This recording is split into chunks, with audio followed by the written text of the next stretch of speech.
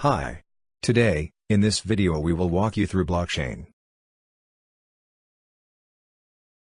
Definition. Blockchain is a shared, distributed ledger that facilitates the process of recording transactions and tracking assets in a business network. Key characteristics of blockchain. Distributed. Consensus. Immutability of data. Smart contracts. First, let us talk about distributed. Here organizations are encouraged to come out from behind firewall and share data.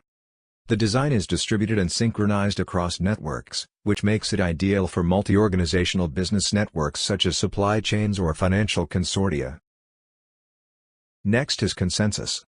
Before one can execute a transaction, there must be agreement between all relevant parties that the transaction is valid.